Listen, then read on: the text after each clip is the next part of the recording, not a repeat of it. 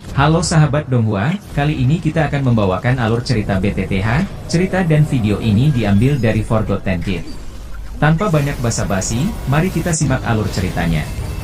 Di episode sebelumnya, dia terkaget melihat pria tua dan terkejut. Dia lalu berkata, "Dozo!" Kegembiraan muncul di wajah dokter Pri kecil saat memandang Tian Honzunze. Dokter Pri kecil lalu bertanya kepada Xiaoyan, "Apakah kamu berhasil?" Tanya dari dokter Pri kecil. Xiaoyan tersenyum dan mengangguk. Dia bertanya, "Apakah kamu baik-baik saja saat ini?" Tanya dari Xiaoyan.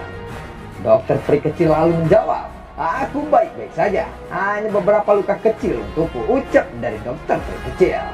Xiaoyan lalu meraih tangan dokter Pri kecil dan dia berkata, "Pukulan tetua itu sangat berat," ucap dari Xiaoyan.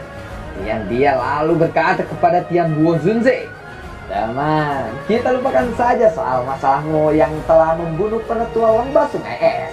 Tetapi lembah sungai es tidak bisa melepaskan orang-orang ini. Mudah-mudahan kamu bisa mengerti," ucap dari Tian Honzunze lalu menggelengkan kepalanya dan berkata, "Aku sadar bahwa kamu bukan orang yang baik. Begitu juga aku. Aku juga termasuk tipe orang yang akan membalas dendam terhadap mereka yang menyinggungku. Karena kamu telah melukai seseorang, maka kamu harus membayarnya kali ini," ucap dari Tian Honzunze. Udara di sekitaran Tian Honzunze mulai berfluktuasi. Sebuah kekuatan besar perlahan menyebar. Dia lalu berkata, "Teman, apakah kamu benar-benar ingin menjadi musuh lembah sungai es? Jangan berpikir bahwa kami takut hanya karena kamu adalah Dozun Elit.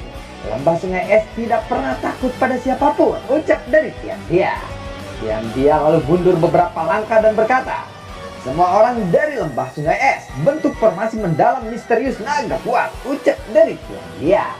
Semua anggota lembah sungai es segera menyebar dan membentuk formasi yang sangat misterius.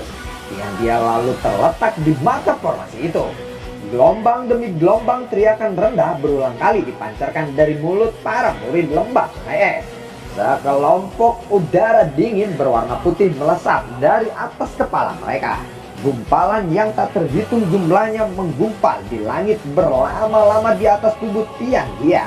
Dia segera membentuk segel tangan. Dia lalu berteriak, "Formasi mendalam misterius naga kuat. Persembahan darah memanggil naga mendalam." Dia lalu menggigit ujung jarinya. Darah menyembur keluar dan segera menyatu dengan udara yang dingin. Udara dingin bergelombang dan berubah menjadi naga beku setinggi 1000 kaki di langit. Tubuh Tian Honzunze lalu tergantung di langit. Matanya menatap naga besar itu. Naga es itu tercipta dari doki dan darah esensi orang-orang lembah sungai es. Dia lalu berkata, "Taman, jika kamu mundur sekarang, lembah sungai es pasti akan memandangmu dengan hormat," ucap dari Tian Honzunze lalu berkata, "Kamu hanya menggertak," ucap dari Tian Honzunze. Dia lalu berteriak, "Pergi!" Naga es di langit segera meraung. Naga itu melebarkan mulutnya. Aura naga melesat ke arah Tian Honzunze. Buah! Jari Tian Honzunze memotong ruangan kosong di depannya. Retakan spasial terbentuk. Retakan itu menghisap aura naga masuk. Tian Honzunze lalu menggosok retakan itu. Retakan spasial pun menghilang. Tian Honzunze lalu mengarahkan tangannya ke naga es. Setelah itu dia mengepalkan tangannya. Dia lalu berkata, "Pencekik spasial." Ruang di sekitar naga es menjadi terdistorsi. Lipatan spasial terlihat. Setelah retakan spasial muncul, tubuh naga es terkoyak dan ditelan masuk ke arah retakan spasial itu. Naga es segera meraung ke langit setelah tubuhnya pecah. Tubuhnya yang besar membawa ledakan sonik yang menyerbu ke arah Tian Honzunze. Tian Honzunze lalu mengepalkan tangannya. Bentang, buah! Naga es ketika hancur. Tian Honzunze lalu berkata, "Benar-benar lama," ucap dari Tian Honzunze. Saat naga itu hancur, dia dan yang lainnya segera memuntahkan seteguk darah. Semua murid elit lembah sungai es berjatuhan ke tanah. Yang tersisa di langit hanyalah Dia dan 3 tetua lainnya. Dia lalu berkata, "Pengendalian kekuatan spasial orang ini memang luar biasa. Dia tidak seperti seseorang yang baru saja masuk ke kelas dozo. Kamu salah perhitungan. Aku tidak akan bisa menangkap wanita racun ini sendirian. Aku harus kembali dan memberitahu kepala lembah tentang masalah ini, ucap dari Tian Dia dalam hatinya. Tangan Tian Dia terulur. Udara dingin yang kuat berkumpul di telapak tangannya. Setelah itu tinjunya menghantam ruangan yang kosong. Ruangan kosong itu segera terdistorsi menjadi terowongan spasial. Tian Dia segera meraih 3 tetua berpakaian putih dan segera memasuki terowongan spasial. Melihat itu, Tian Honzunze dengan cepat mengulurkan tangannya. Setelah itu dia mengepalkan tangannya. Seketika terowongan spasial itu pun hancur. Buar! Telapak tangan Tian Dia menghantam punggung salah satu tetua berpakaian putih di udara. Udara dingin yang menakutkan melonjak keluar, mengirim tetua itu terbang. Kekuatan tersembunyi yang ditempatkan di tubuh tetua itu tiba-tiba meledak. Buar! Lalu gelombang udara menyebar. Kekuatan yang tak terlihat yang menyebar di tangan Tian Honzunze terhambat. Ekspresi Tian Dia berubah saat dia melihat bahwa ledakan seseorang ahli Dozong tidak mendapatkan banyak efek. 2 tetua berpakaian putih lainnya mengeluarkan tubuhnya dan segera melarikan diri. Tian Dia tersenyum dingin. Kembali telapak tangannya tercetak di punggung kedua tetua itu. Lalu kekuatan yang hebat dengan liar diarahkan kepada mereka. Udara dingin melonjak di tubuh kedua tetua. Doki yang beredar di tubuh mereka segera terhenti. Setelah itu mereka mulai membengkak. Buah, buah! Gelombang dingin menyebar. Murid lembah sungai es di bawah seketika membeku. Tian Dia lalu kembali melambaikan tangannya. Terowongan spasial kembali terbentuk. Dia dengan cepat memasukinya. Tian Dia lalu berkata, "Kita akan bertemu lagi. Masalah hari ini belum selesai.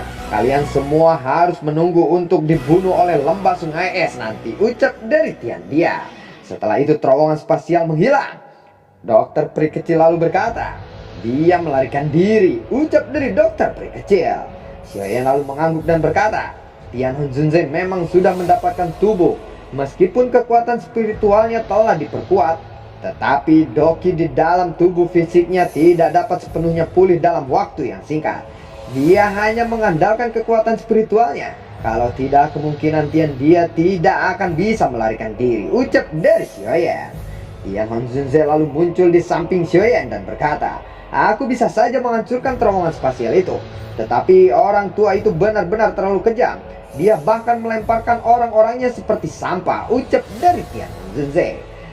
"Tidak apa-apa, selama kita bisa menakuti orang tua itu, kita saat ini tidak dapat langsung bertarung melawan lembah sungai es. Kita perlu menemukan tempat yang tersembunyi dan membantu menyelesaikan masalah tubuh racun yang menyedihkan," dokter peri kecil. "Begitu dia dapat sepenuhnya mengendalikan tubuh racunnya, lembah sungai es tidak akan berani menyentuh kita. Duo Dozun dianggap sebagai kekuatan yang sangat kuat di wilayah daratan tengah," ucap dari Xiaoyan. Tian Honzunze lalu mengangguk dan berkata, "Keputusan ada padamu," ucap dari Tian Honzunze. Karena Tian Dia telah melarikan diri, kemungkinan lembah sungai es akan segera memantau tentang kita. Oleh karena itu, kita tidak bisa lagi tinggal di sini lebih lama.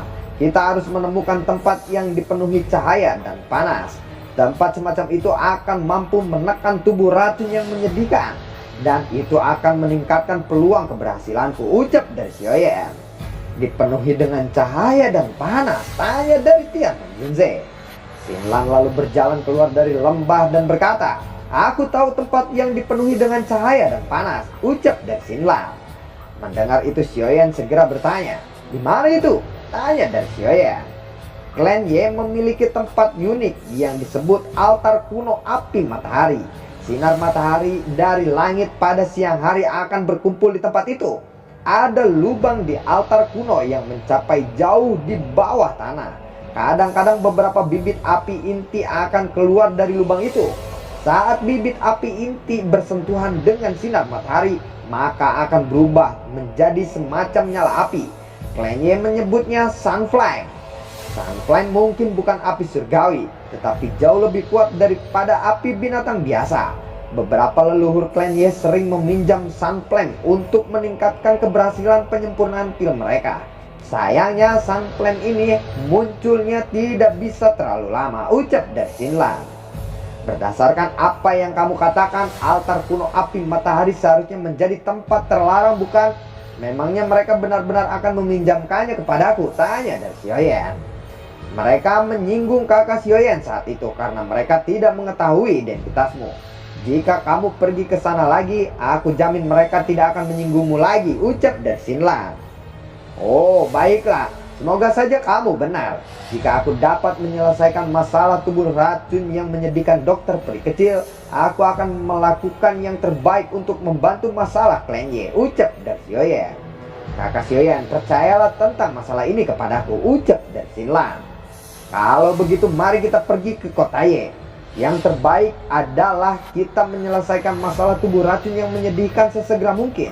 Jika tidak ada yang keberatan, kita akan pergi sekarang. Bagaimana? Tanya dari Xiaoyan. Tian Honzunze lalu mengangguk dan berkata, setelah maju ke kelas Dozun, aku sudah dapat menyerap energi alam dan mengubahnya menjadi doki. Aku juga bisa berlatih sambil pepergian.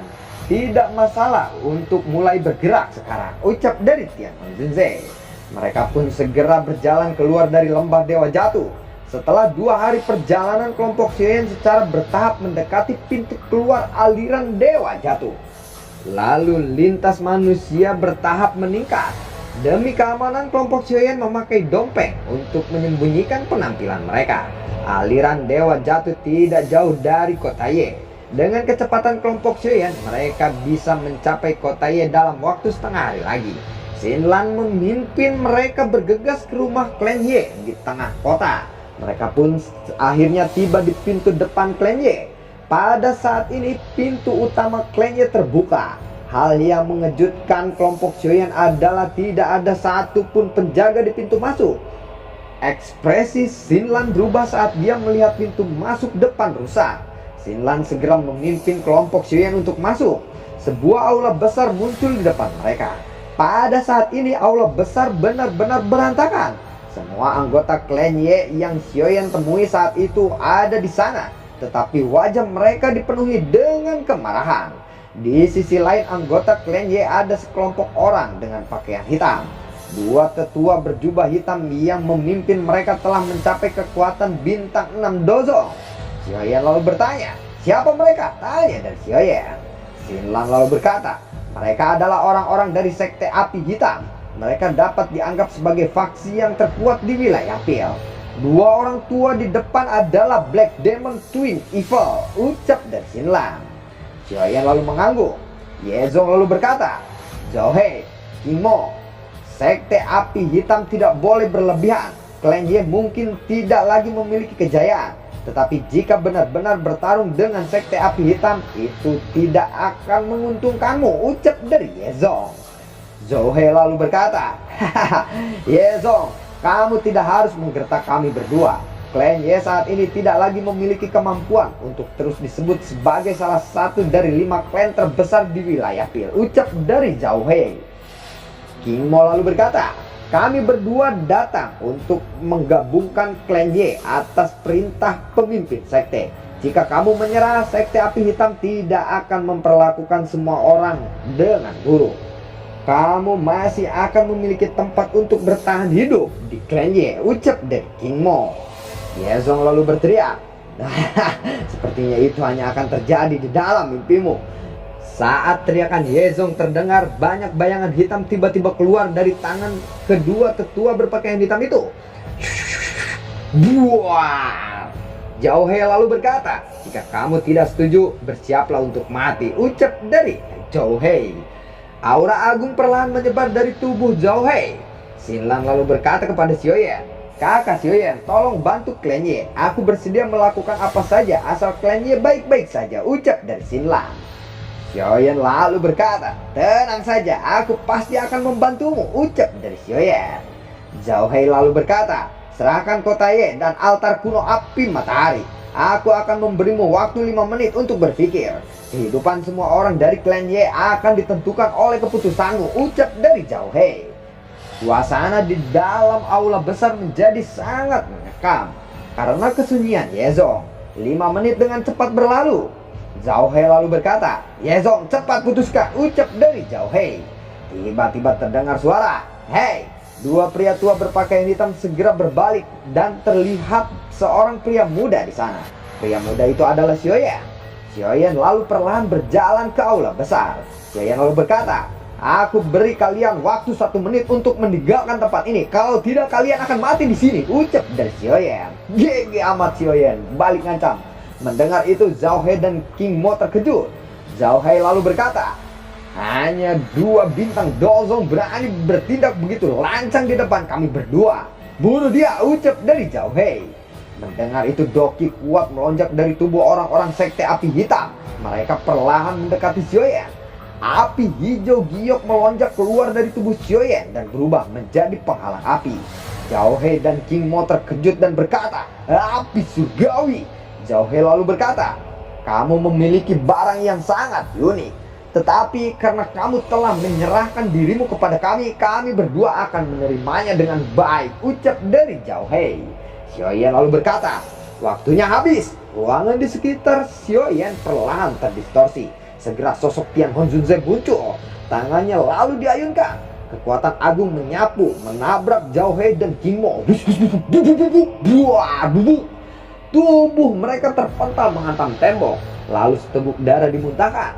Melihat itu Yezong lalu berkata, Dozun." Yezong lalu bergumam di dalam hatinya.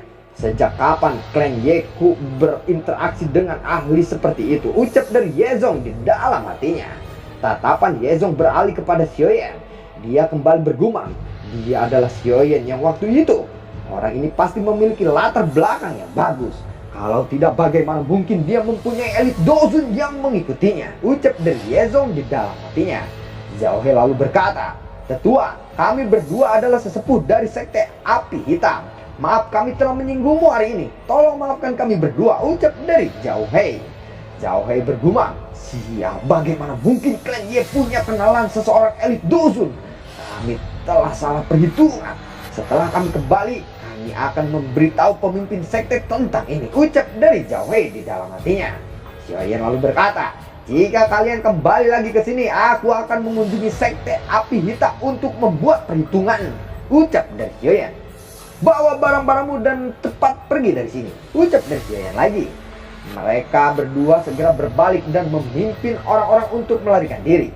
Xinlan segera mendekati Yezong dan berkata, "Kakek, apakah kamu baik-baik saja?" tanya dari Xinlan. Yezong menggelengkan kepalanya. Tatapannya beralih kepada Xiaoyan dan berkata, "Tuan Xiaoyan, terima kasih telah menyelamatkan kami kali ini," ucap dari Yezong. Xiaoyan lalu berkata, "Tidak perlu berterima kasih.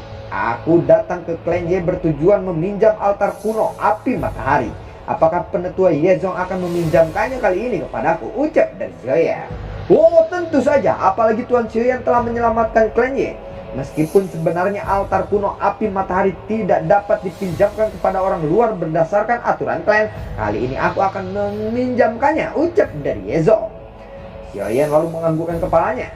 Yezong lalu menginstruksikan anggota klan untuk membersihkan aula besar sebelum dia memimpin kelompok Xiaoyan masuk ke altar kunonya. Semakin dekat dengan altar kuno, semakin panas dan murni energi di sekitarnya.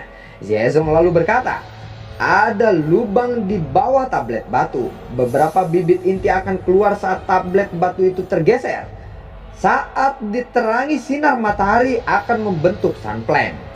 Sejak beberapa tahun yang lalu jarang sekali bibit api inti ini keluar dari lubangnya. Sudah tidak mungkin untuk membentuk sunflame lagi kali ini," ucap dari Yezong. Xiaoyan lalu mengangguk. Xiaoyan lalu berkata, "Dokter peri kecil, masuklah ke altar dulu," ucap dari Xiaoyan. Dokter peri kecil lalu mengangguk. Dia segera mendarat di dalam altar. Xiaoyan memanggil boneka setan bumi. Setelah itu dia lalu berjalan ke altar. Xiaoyan kembali berkata, "Tian Honzunze, tolong jaga kami. Jangan biarkan siapapun untuk menggangguku," ucap dari Xiaoyan. Tian Honzunze lalu mengangguk. Tubuhnya bergerak dan muncul di pohon besar di tepi tanah terbuka, lalu dia duduk di atasnya.